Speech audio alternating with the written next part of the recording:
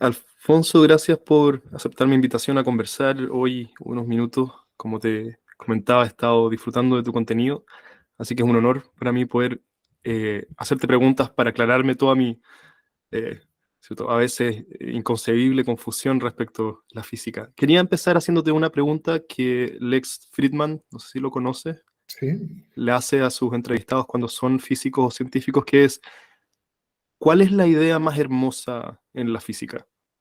Entonces te planteo esa misma pregunta. ¿Cuál es la idea o concepto o descubrimiento más hermoso para ti en la física? Mira, esa es una pregunta complicada porque hay muchas ideas lindas. Pero yo creo que lo más hermoso que hemos descubierto en la física, y espero que no estemos llegando al límite de eso, es que el universo se puede entender. Mm, mm, O sea, eso es absolutamente inesperado. Es una apuesta que se comenzó a hacer hace, no sé, unos 3 siglos, eh, y ha dado resultados. O sea, de hecho, nosotros comenzamos nuestra historia en este mundo con la sensación de que el mundo era incomprensible. O sea, habían tormentas que aparecían, de repente aparecía fuego en algún lugar, y el mundo es un lugar extraño, uno está parado aquí y no sabe lo que hace.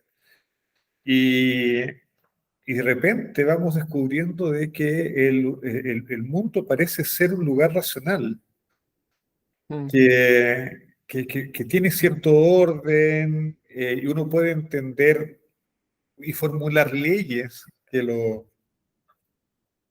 describen, y uno puede entender cómo funciona el mundo. Eso es fantástico. Y la perspectiva es que podamos entenderlos tan bien alguna vez que una sola idea básica puede explicar todo el universo que conocemos. ¿Ah? Es la idea de la unificación, ¿no? Eso me parece bellísimo. El universo se puede entender. Te quiero preguntar por la teoría del todo o la unificación después. Sí, claro. ¿Y cómo piensas sobre lo raro que es que, dado que ninguna presión adaptativa durante nuestro periodo evolutivo favorecía, ¿cierto?, una mente capaz de entender el universo, y de todas maneras, ¿cierto?, tú te dedicas a algo completamente contraintuitivo y extraño en un sentido, ¿no? ¿Cómo le Sí, das sentido a que no evolucionamos para o sea, hacer lo que estamos haciendo? estamos hechos para distinguir manzanas maduras de manzanas verdes. Ajá, ajá. Eso. Pero claro, sucede que nos estamos enfrentando a algo para lo que no fuimos preparados, que es entender el universo, y por eso es que no es trivial. O sea, es posible, pero no es trivial. Hay que hacer un esfuerzo grande, monumental, que a estas alturas es superior al de cualquier ser humano. Porque yo digo, entendemos la naturaleza, pero nadie la entiende completamente. La entendemos como humanidad. Ujú, ¿Ah? Porque yo sé un poco de física, pero ni siquiera puedo decir que sé todo de física. Sé un poco de física de partículas, que es mi área, y de algunas áreas afines. Pero pregúntame de geología y soy un completo ignorante, pregúntame de biología y voy a pasar vergüenza. ujú, Ah, o sea, claro, algunas cosas sé porque pasé por el colegio, pero en profundidad nada. Pero cuando digo que entendemos es como humanidad. ¿Sí? Y eso es porque justamente entender el mundo, entender el universo es fascinante, pero es un desafío, es complicado. Lo que es bueno, porque las cosas importantes cuestan. No hay nada que sea fácil y que tenga cierto valor. Lo que es fácil, generalmente lo despreciamos. ujú, ujú. La semana pasada creo que fue que me pasó algo que es un poco el espíritu que quería traer a la conversación contigo. Iba en el auto y mi hija de 3 años me preguntó si su abuelo tiene 100.000 años de edad. Yo le dije, no, no, ¿cierto? Tiene 69, cumplió recién. Y ella me preguntó después si 69 era más o menos que 100.000. Y lo que me pareció muy ilustrativo de algo que todos hacemos con áreas respecto a las que no somos expertos, que es memorizar un fonema, ¿cierto? Y repetirlo y sobremanosearlo sin tener idea de qué estamos hablando. Me parece especialmente cierto para la física. Entonces, te quiero preguntar por algunos conceptos puntuales y ver si me puedes ayudar Ok. a aclararlo. ¿Qué significa que algo sea infinito? Esta palabra la usamos libremente, pero es muy difícil de realmente anclarla. ¿Qué quiere decir? ¿Y es la mente humana capaz de concebir algo infinito? A ver, el infinito no lo podemos imaginar. ¿No, no lo podemos? No lo podemos imaginar, porque imaginar es construir una imagen. Y claramente el infinito no cabe en ninguna imagen que nosotros podamos construir. Así es que no lo podemos imaginar. Así es que para hablar del infinito tenemos que hacer un salto, tenemos que hacer un salto de abstracción. ¿Ah? Y entonces, ¿cómo pensamos acerca de algo infinito? Bueno, eh, vamos corriendo los cercos, ¿no? Nosotros estamos acostumbrados a pensar en cosas finitas, cosas que se terminan, que tienen algún límite. Entonces vamos corriendo el cerco. Algo más grande, pero eso todavía es finito. Algo mayor todavía, pero eso todavía es finito. Hasta que logramos concebir un algo que no tiene límites, que yo sigo y nunca se acaba, ya eso lo llamo infinito. Y claro, cuando yo invento la palabra infinito, ahora me es más fácil pensar, porque ya no tengo que hacer el ejercicio de correr cercos continuamente, sino que ya sé, tengo una palabra para designar ese concepto. Mm. No sé si aclara eso, pero Algo, pero sigue siendo una etiqueta que no sé muy bien a qué refiere cuando la uso, algo que nunca, porque ¿cómo pienso en el hecho de que existan infinitos más grandes que otros también? ¿Cómo puede hacerse? Entiendo que, ¿cierto? La cantidad de números enteros es mayor a la cantidad de números primos, aunque ambos son infinitos. Pero ¿qué significa eso si es que ninguno de los dos acaba? ¿Cómo, o aquí yo estoy confundiéndome más de la cuenta? ¿Hay alguna manera de no, aterrizar esto y comprenderlo o siempre es un poco difuso? yo creo que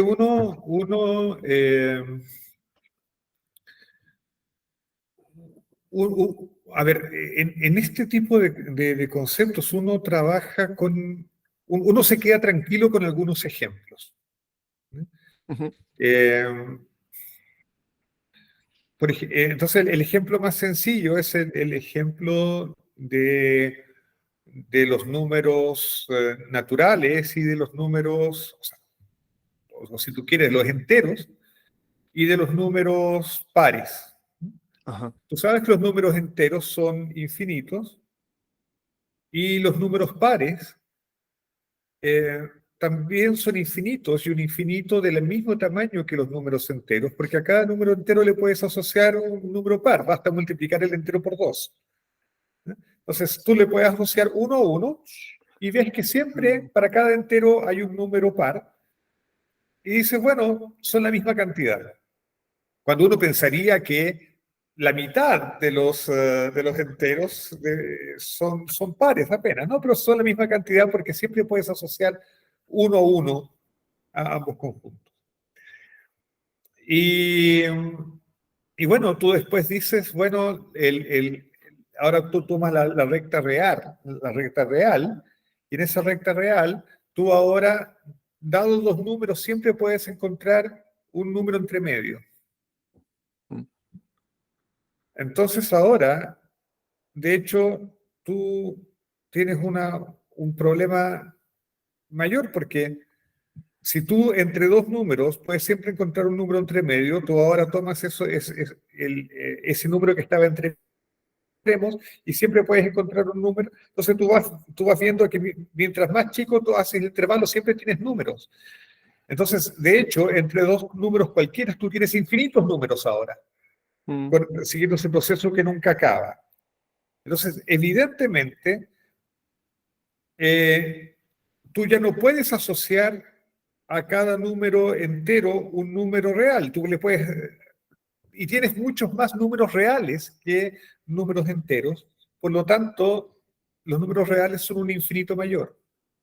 Y ahora tú puedes pensar lo siguiente, puedes pensar que tú tienes la línea recta. y ahora podés generalizar un plano. Y uno puede entender que en el plano uno tiene muchísimos más puntos que en una línea recta. Ujú, Y uno puede hablar de infinitos mayores. Pero me hiciste una pregunta difícil desde el comienzo, o sea, sin precalentamiento, porque el concepto de infinito es un concepto difícil incluso para los matemáticos. Y como sucede en la mayor parte de los problemas difíciles, no es que uno los termine entendiendo completamente, sino que uno se va acostumbrando a algunas ideas mm, y empieza a aprender cómo trabajar con ellas. Pero sí, son difíciles siempre. mm. ¿El universo es infinito? No lo sabemos, Ah, no lo sabemos. qué significa que no tenga límites el universo? Porque entiendo, no hay una frontera pasada la cual el universo se acaba y empieza otra cosa. Exacto. Qué quiere decir eso? Entonces, hay dos posibilidades. Una posibilidad es que el universo efectivamente sea infinito, que tú sigas. O bien que no tenga límites, pero sea finito. Un ejemplo de algo que no tiene límites, pero es finito, es una esfera, la superficie de una esfera. La superficie de una esfera, tú la puedes recorrer y nunca vas a encontrar una pared, nunca vas a encontrar un límite, Ujú, pero es finita. Ahora, ¿cuál es la gracia? ¿Cómo puede ser eso? Bueno, es que la esfera está curvada. Y de hecho, si tú sigues caminando siempre hacia adelante, tú vas a volver al punto donde empezaste. sí. Entonces, la pregunta es, ¿el universo es infinito en el sentido de un plano, por ejemplo? Que tú caminas y siempre te vas alejando de donde partiste? ¿O Ujú, es infinito, o es ilimitado, pero finito, en el sentido de una esfera, en el que tú caminas y vuelves al lugar de donde empezaste? mm, No sabemos cuál es la respuesta cierta para el universo. mm. En esta segunda alternativa, un universo finito pero sin límites, la imagen de la esfera es medianamente útil, pero no termina por satisfacerlo, ¿cierto? Porque el universo no es esférico en este caso, es otra, la geometría, es este otro caso de una imagen imposible de imaginarse. Claro, porque además, en vez de tener una superficie bidimensional Ajá. curva, o sea, algo de dos dimensiones curvo, tendrías que imaginarte un espacio de tres dimensiones curvo. Eso es más difícil de concebir. Y de nuevo, llegamos al Ah, punto en que uno funciona en base a ejemplos y analogías. mm, mm. De lo grande a lo pequeño, ¿qué significa que una partícula sea fundamental? Cómo saben cuando han llegado a algo pasado lo cual no hay más subdivisiones posibles? Y no es solo evidencia de nuestras limitaciones estar ahí. ¿Qué quiere decir Ya, que una partícula sea fundamental? ya. Bueno, el hecho que sea fundamental es que no tiene estructura. Eso es lo que queremos decir cuando decimos fundamental, que no tiene estructura. O sea, que no podemos reducirla a, a, a otros elementos que cumplan o leyes más sencillas o que tengan una estructura más sencilla. Entonces no podemos reducirla. Eh, ¿Cómo sabemos, por ejemplo, que un electrón es fundamental? Ajá. Porque hemos tratado de despedazarlo y no encontramos ninguna señal que nos indique que haya componentes menores. Ahora, eso como tú bien entiendes, puede ser simplemente que no tengamos aceleradores de partículas suficientemente poderosos para mirar adentro. Pero hay otras indicaciones. Ajá. Eh, uno puede, las partículas como el electrón o como los quarks tienen ciertas propiedades. Propiedades como el spin, propiedades como su momento magnético, en fin, una serie de propiedades. Y uno puede calcular algunas de esas propiedades, por ejemplo, el momento magnético, lo puede calcular usando las teorías que tenemos que suponen que el electrón o que los quarks son partículas fundamentales. Y tú comparas esos números con los números que mides. Y tú ves que calzan. Yeah. Entonces, no tienes una razón poderosa para pensar que el electrón o los quarks sean partículas compuestas. Mm. Ahora, eso no quiere decir que no lo sean. Al final, cuando uno dice que una partícula es fundamental, uno debería decir esta partícula es fundamental hasta donde yo he sido capaz de probar. Hasta donde yo he sido capaz. Siempre en una ciencia como la física, que es una ciencia experimental, siempre va a haber, siempre vamos a tener la limitación de la técnica, ¿no? De que somos capaces de mirar hasta cierto punto y no más allá. Mm. No es un escenario espejo o idéntico en el sentido de la dificultad por encontrar certezas mirando lo más grande y lo más pequeño. No sé cómo plantear la pregunta. Si es que estamos más cerca de tocar fondo en cuanto a, o lo que entiendo es que hay mayor certeza respecto a qué partículas son de hecho fundamentales que en la otra dirección. Ya, ya, a ver. Eh, Esa es una pregunta difícil. Déjame ir respondiendo por partes cuáles son las dificultades. Eh, Tenemos dudas razonables acerca del bosón de Higgs. O sea, yo creo que todavía está abierta la posibilidad de que el bosón de Higgs no sea una partícula fundamental. ¿Por qué? Porque el bosón de Higgs tiene propiedades medio raras, ¿no? Eh, una de ellas es que es demasiado liviano en relación a lo que a lo que sería esperable para una partícula de ese tipo. Ahora, yo te digo esto también porque yo trabajo con modelos que parten de la idea de que el bosón de Higgs es una partícula compuesta.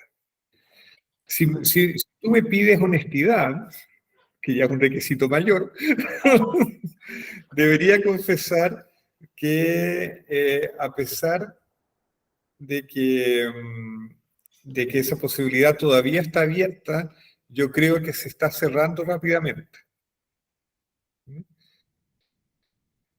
Eso por un lado. Ahora, desde el punto de vista teórico, es posible que ninguna de las partículas que conocemos sea realmente fundamental y probablemente el propio concepto de partícula fundamental, que ese propio concepto de partícula fundamental sea incorrecto, Mm. porque es posible que todo esté hecho de cuerdas vibrando y que las partículas realmente sean vibraciones de cuerdas. Mm. Ahí es una posibilidad extraordinaria porque tú eres capaz de explicar todas las interacciones y todas las partículas que existen a partir de un hecho, de un solo hecho, cuerdas vibrando, ¿no? Una especie de unificación extraordinaria.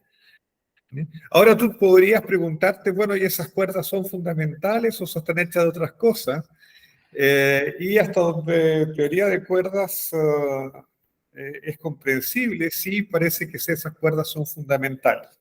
Pero no tenemos ninguna evidencia experimental directa de que teoría de cuerdas sea correcta.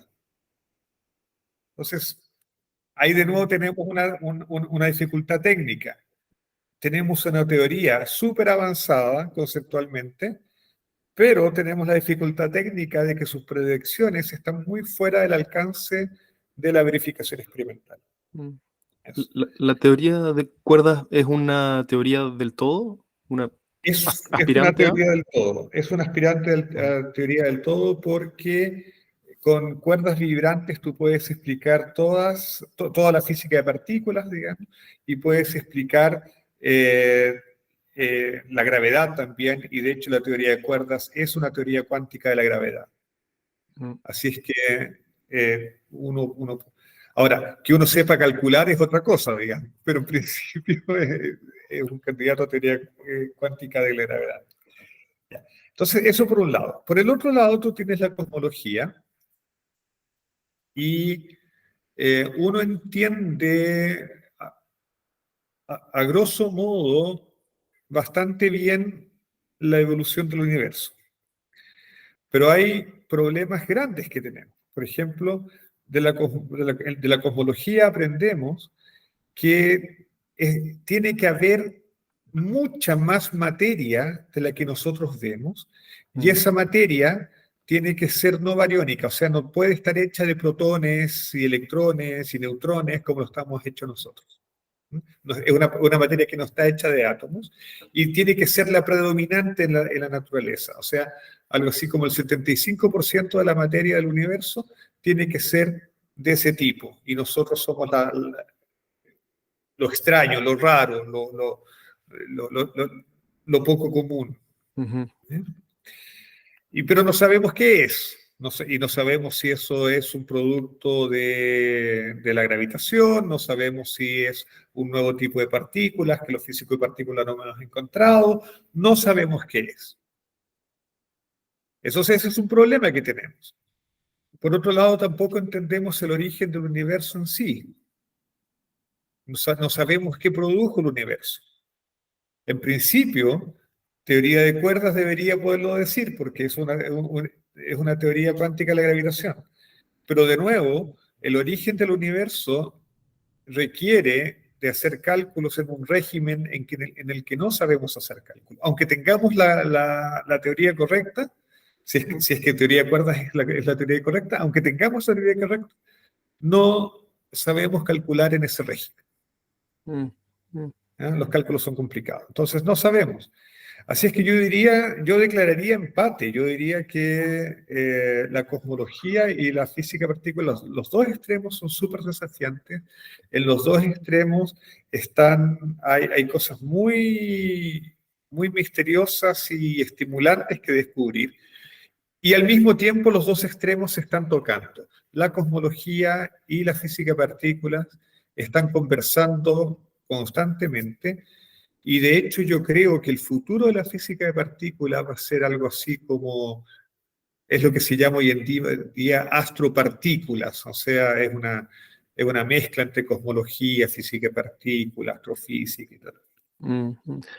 La historia de la física es este movimiento en nuestra comprensión del mundo desde lo más local, ¿cierto? Desde yo interactuando con objetos a escala humana, alejándose cada vez más de nuestro tamaño para arriba y para abajo y de nuestras velocidades de movimiento, y la frontera siempre ha estado, ¿cierto? Ahí lo más lejos, hemos estado siempre empujando esta comprensión más y más lejos en esas direcciones.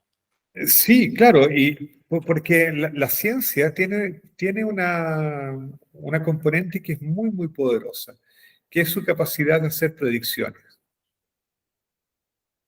¿Ya? Y esas predicciones nos han llevado a dominios que no eran nuestros dominios naturales. Claro.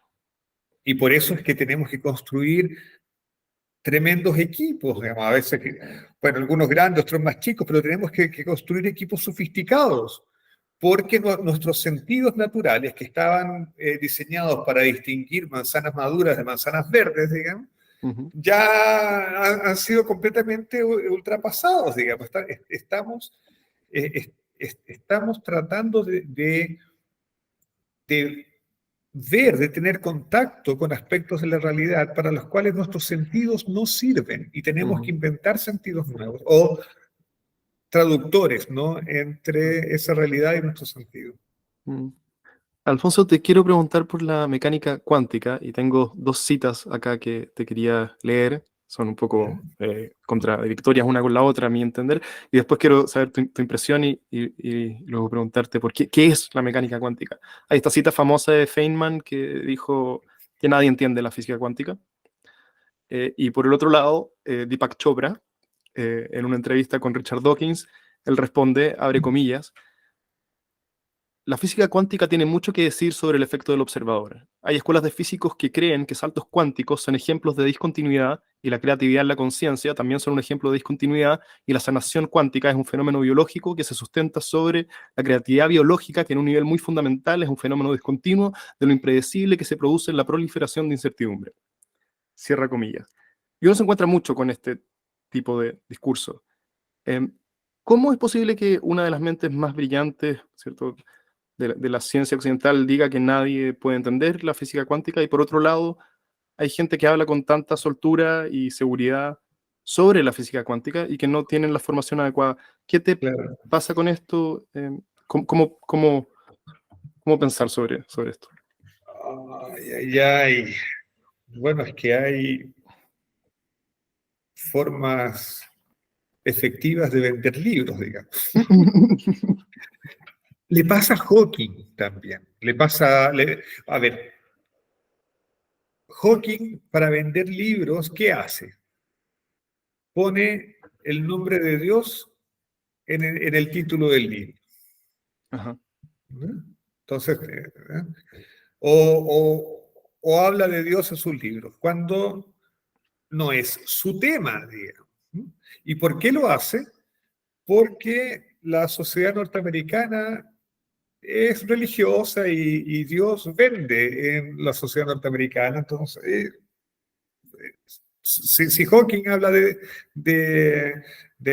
no sé, de agujeros negros solamente va a vender un poco, pero si habla de Dios, además de agujeros negros, va a vender mucho más porque va a causar polémica. Uh-huh. Es la razón también por la que apareció alguna vez un libro que hablaba sobre el bosón de Higgs y el libro se tituló La partícula de Dios. ¿Por qué? Porque Dios vende. Uh-huh. Y al mismo tiempo, por el otro lado, tú tienes a gente que yo no sé si habrá resuelto el oscilador armónico en mecánica cuántica o habrás resuelto la ecuación de Schrödinger para el átomo de hidrógeno, no tengo idea. Y habla con soltura de la mecánica cuántica y toma algunos conceptos prestados de la mecánica cuántica y los lleva a extrapolaciones que los hacen irreconocibles y escandalosos para cualquiera que sepa mecánica cuántica. ¿Y por qué lo hace? Porque vende, porque es atractivo, porque de alguna manera llama la atención y porque da la sensación de que se entiende algo que es misterioso. Entonces, son los dos extremos de un mismo fenómeno. Yo quiero vender mis libros, digamos. Ahora, yo tiendo a concordar con Feynman. Yo no creo que la mecánica cuántica sea imposible de entender. Yo creo que hoy día la entendemos mucho mejor que en los años 20, del siglo pasado, en los años 20 del siglo pasado, cuando se inició. Pero al mismo tiempo no creo que la estemos entendiendo completamente. Ahora, es una suerte de que entenderla completamente, entender qué está pasando realmente, no sea un requisito para poder calcular en mecánica cuántica y poder hacer predicciones usando mecánica cuántica. Ahora, ¿por qué uno dice que uno no entiende la mecánica cuántica? ¿Qué es lo que uno no está entendiendo? Bueno,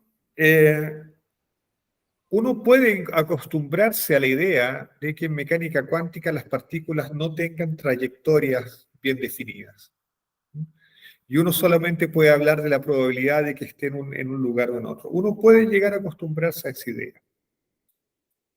O una idea que es equivalente, que de vida Feynman, de hecho, que cuando una partícula elemental va de un punto a otro, no sigue una trayectoria, como en el caso clásico, sino que sigue todas las trayectorias posibles. Ujú. Todas las trayectorias. Que es lo mismo que decir que no tiene ninguna trayectoria bien definida, digamos. Es otra forma de decirlo. Uno se puede acostumbrar a esas ideas. Pero cuando tú empiezas a pensar que lo único que tú puedes calcular son probabilidades de que cosas ocurran, tú empiezas a pensar si acaso hay una realidad objetiva que descubrir o Mm, si la mecánica cuántica implica que eso que llamas realidad es una cosa media difusa realmente. Ahora, por otro lado, en la versión estándar de la mecánica cuántica, el observador juega un rol fundamental. El observador cuando mide influye sobre el sistema y obliga al sistema escoger una de las múltiples opciones que tiene para realizar su evolución. Y por otro lado, tú miras al universo y dices, bueno, el universo ha seguido una cierta evolución bien definida.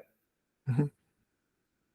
¿Quién es el observador que está observando el universo y que ha hecho que el universo tenga esa evolución tan definida?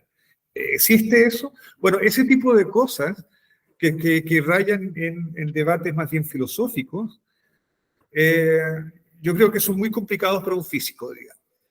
Mm, mm. Nacen un montón De, de preguntas interesantes aquí.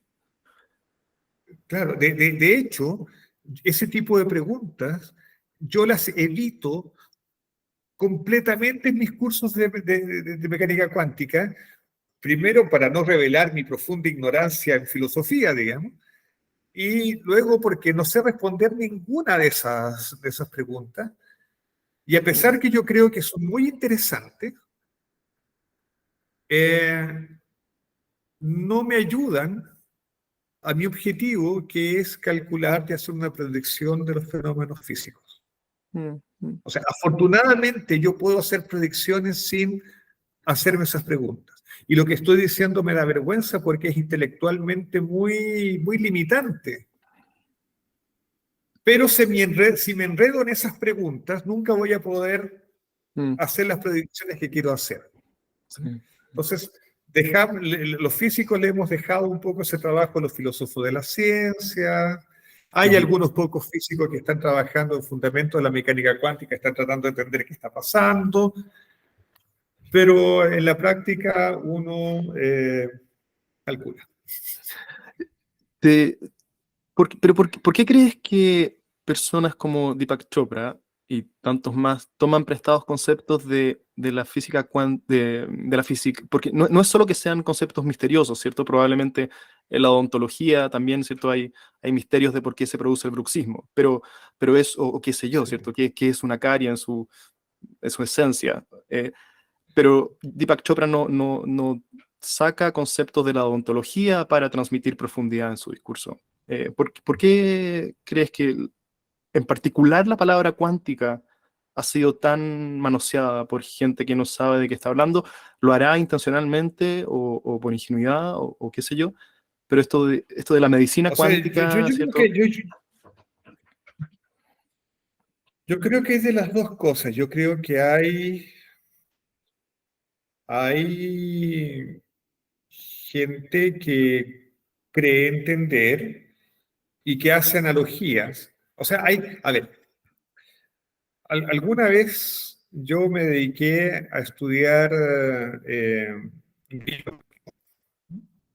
el griego de la época helenística, de la época que va desde Alejandro Magno hasta el surgimiento del Imperio Bizantino, más o menos, No. un poco antes. Y en un foro de griego, alguien decía que no hay nada más peligroso para la exégesis, para la lectura de los textos antiguos, que que un little Greek, ¿Ya? ¿no? Un pequeño griego. O sea, saber un poco de griego es mucho Mm, más peligroso que no saber griego, porque tú mm, puedes leer e interpretar mal y decir cualquier cosa, ¿no? A partir de eso. ujú, Bueno, yo creo que en física y en mecánica cuántica ocurre exactamente lo mismo. Saber un poco de mecánica cuántica es mucho más peligroso que no saber nada. Porque sabiendo solamente un poco, o sea, habiendo escuchado hablar, decir algunas cosas, y en esto yo creo que los divulgadores tenemos mucha culpa, eh, cuando uno hace divulgación de la ciencia, uno tiene que ser inexacto, porque si tú quisieras hablar precisamente sobre todas las cosas, tendrías que empezar a escribir ecuaciones, porque es el lenguaje mm, de la física. Pero si tú no vas a escribir ecuaciones, vas a ser inexacto en algún momento. Y los divulgadores hemos hecho ese ejercicio, tratar de bajar eliminar la parte difícil de la física moderna, tratar de bajar algunos conceptos al alcance del público general, y no hemos dicho que estamos siendo inexactos. Entonces estamos haciendo pasar un producto de divulgación casi como si fuese el producto primario, y no lo mm, es. mm, Es una simplificación. Ok, entonces hay gente que escucha esa simplificación, que escucha esa cosa novedosa, y a partir de ahí, de eso que escuchó, hace extrapolaciones, analogías y aplicaciones a otras áreas, que son aplicaciones bastante legítimas, bastante, iba a decir ilegítimas, pero son bastante arriesgadas, porque mm, tú partes ya lejos de la fuente original. Entonces haces una extrapolación que es muy arriesgada. mm, Y eso es un peligro, siempre. mm, mm, Y hay gente, entonces hay gente que trabaja así y cree que lo está haciendo bien, pero hay gente que yo creo que lo hace por interés y con algo de maldad, digamos, sabiendo que está siendo inexacta, sabiendo que está haciendo extrapolaciones ilegítimas, pero como te digo, es algo que se oye bien en el público. Y mm, además, la mecánica cuántica, con su halo misterioso y al mismo tiempo de respaldo científico, mm. te permite crear una especie de nuevo misticismo con respaldo científico en una época que, si bien no es científica, está permeado por la ciencia. Sí, sí. A mí siempre, o sea, no puede dejar de sorprenderme la soltura con que alguien puede repetir estas palabras sin saber muy bien de qué se trata, porque yo no tengo idea mucho de qué estamos hablando aquí, cuando decimos la palabra cuántica, y jamás hablaría sobre mecánica cuántica ¿cierto? Sin tener claridad sobre a qué refiere. Y lo otro tampoco deja de impresionarme es la falta de crítica que estos discursos reciben, como si fuesen inocuos, ¿cierto? Como si repetirlos hasta el fin de los tiempos y convencer a más personas de su validez no tuviese repercusiones. No veo mucha gente haciendo fuerza contra este tipo de discursos como la cita que te di. No sé si es por ser políticamente correcto o cuál será, cuál es el motivo. Hay, hay, hay, hay de muchas cosas, ¿no? Hay un poco de miedo, ¿no? Hay un poco de miedo que a uno le digan que es intolerante, que es arrogante, que claro, que uno se siente el dueño de la ciencia, que no deja a los demás pensar, ni hacer... ¿Te pasa eso a ti? Yo he tenido o sea, sí, en algunas ocasiones me ha pasado. En el mismo canal de YouTube, Ajá. Escala de Fermi, han Llegaron los aparecido haters. ciertos haters de Ajá. repente, que empiezan a colocar cosas. Yo no les hago caso, yo generalmente no les contesto, digamos. Relacionado con esto último, vi que reposteaste algo en tu Twitter, así que por eso tocó el tema, que hay una nueva tendencia, ¿cierto?, ideológica que ha infectado prácticamente todas las áreas de indagación humana, ¿cierto? Y parecía ser que tu área y las matemáticas y las ciencias más duras se habían librado del wokismo o del progresismo radical.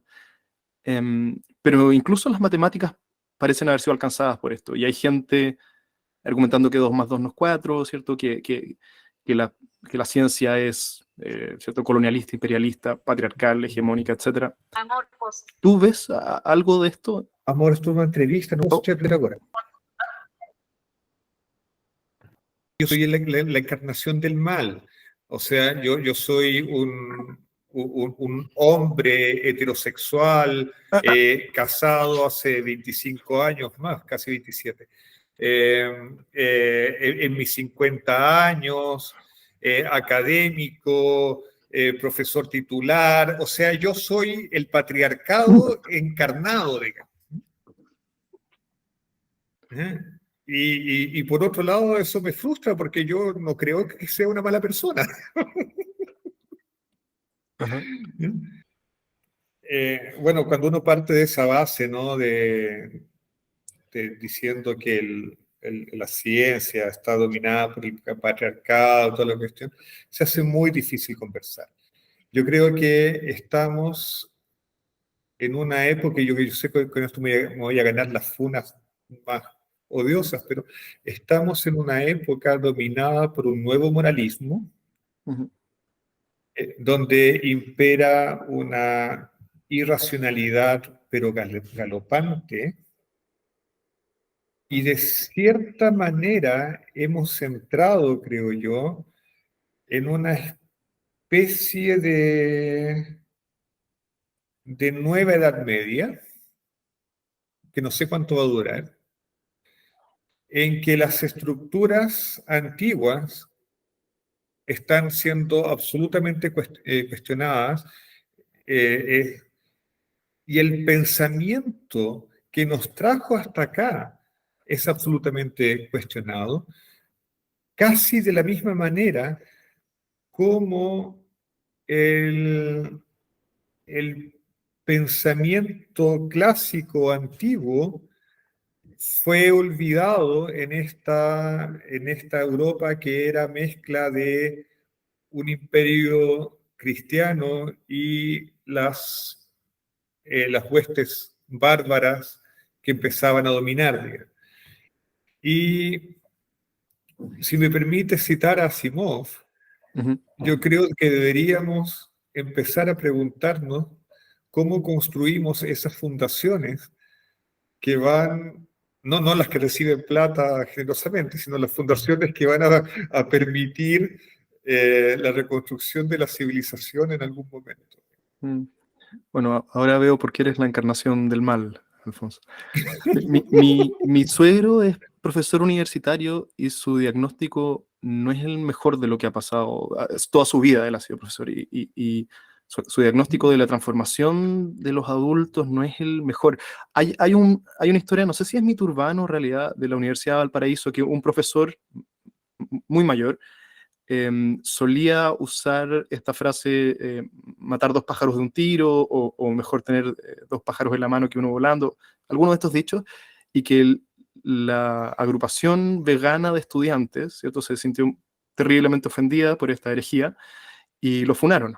No iban a las clases, ¿cierto?, usaron todos los medios universitarios posibles para desprestigiarlo, lo bombardearon por redes sociales, etcétera, etcétera, y él termina renunciando o ofreciendo su renuncia como está tan de moda ahora hacer también.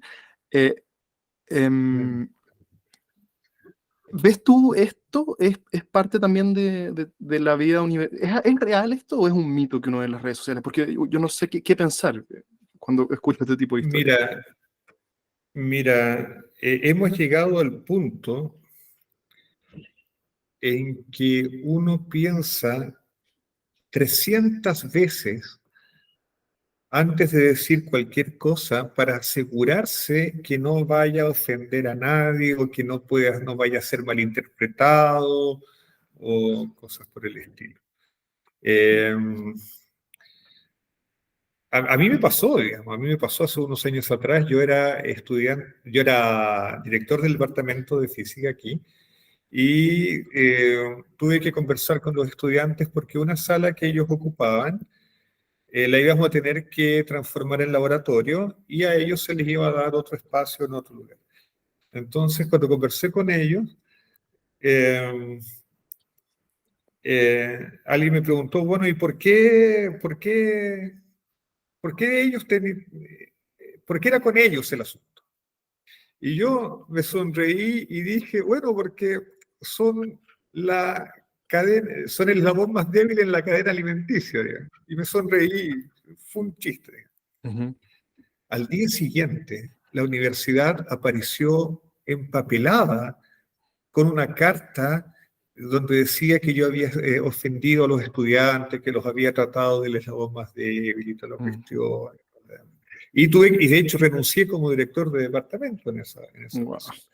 Entonces, de alguna manera, hemos llegado al punto de no saber distinguir un, una figura literaria donde eh, no sabemos distinguir cuándo se está hablando con humor, cuando le damos el mismo peso de seriedad a todo. Y eso no es sano, no es mentalmente sano. Entonces, como te digo, hoy en día uno piensa, o sea, yo siempre pienso lo que digo, pero uno ahora le agrega temor al pensamiento, Mm. tratando de descubrir qué va a ofender Entonces, cuando tú empiezas a autocensurarte en la universidad, Sí. tú te empiezas a dar cuenta que hemos llegado a un punto peligroso. Mm. Y más aún que pase en la facultad de física, que es donde menos uno se esperaría que esto llegue, o al menos el último lugar. Claro, claro, ¿Cierto? Porque, pero está pasando, está tomando las universidades. Por eso yo te digo, mi diagnóstico no es bueno porque estamos perdiendo la libertad para pensar, la libertad académica hace rato que viene siendo reducida, limitada, más y más, y en cierta medida yo creo que el concepto mismo de universidad está en riesgo. mm, sí, sí, es un problema enorme. Última pregunta, Alfonso, para cerrar. Quizás es una pregunta tan grande que es un poco absurda, aunque ya te hice preguntas más grandes de las que yo puedo responder. ¿Cuál es el sentido de la vida? ¿Para qué estamos aquí?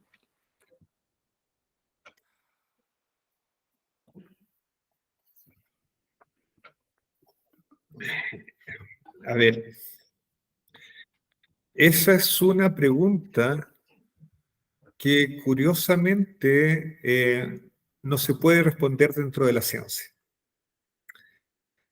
La ciencia tiene sus limitaciones y una de las limitaciones más profundas es que no nos da un sentido para la vida. La ciencia nos puede ayudar a maravillarnos con el mundo, nos puede ayudar a entender cómo funciona este mundo, pero no nos ayuda a entender por qué ese mundo existe y cuál es el sentido de su existencia y cuál es el sentido de nuestra existencia. Tú puedes empezar a decir, seguramente hay citas de Carl Sagan en ese sentido, de que estamos aquí para contemplar el universo y para entenderlo, pero eso queda fuera de la ciencia, eso ya es una filosofía a lo mejor de filosofía de la ciencia, a lo mejor una filosofía de vida, pero cae fuera del dominio de la ciencia. En mi caso, eh, en mi caso, tengo una sed de trascendencia que curiosamente no es satisfecha en la ciencia. Y por eso es que es muy importante entender que no es posible reducir a los seres humanos a un determinado dominio solamente. No es posible hacer que la ciencia domine todo el quehacer humano, ni que el método científico organice todo el quehacer humano, porque los seres humanos no somos reducibles a simplemente ciencia. Necesitamos más que eso.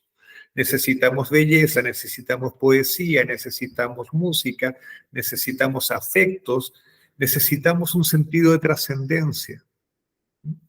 En mi caso, yo encuentro un sentido de trascendencia en otro lado, yo soy religioso. Y encuentro un sentido de trascendencia en el concepto de Dios y todo lo demás, y esa es mi forma de hacer. Entonces, en ese sentido amplio, eh, puedo empezar recién a responder la, la, la pregunta de cuál es el sentido de nuestra existencia. Y digo empezar a responder porque no tengo una respuesta completa, pero yo sí sé que parte de la respuesta es la construcción mutua. Ujú. O sea, yo existo aquí no para construir a Alfonso Cervec, sino que es Alfonso Cervec que está aquí para ayudar a construir algo que es mayor que Alfonso Cervec. ¿Ya? Y eso pasa por construir la humanidad entera, la sociedad en que uno vive, hacer algo por alguien. Yo creo que el sentido de la vida pasa por ahí. Mm, mm. Una buena respuesta para empezar a afinarla. Un buen lugar para empezar. Alfonso, si alguien quiere saber más de ti y de lo que haces, ¿dónde te puede encontrar? En mis redes sociales, en Twitter principalmente, o sea, posteo poco, pero posteo de vez en cuando.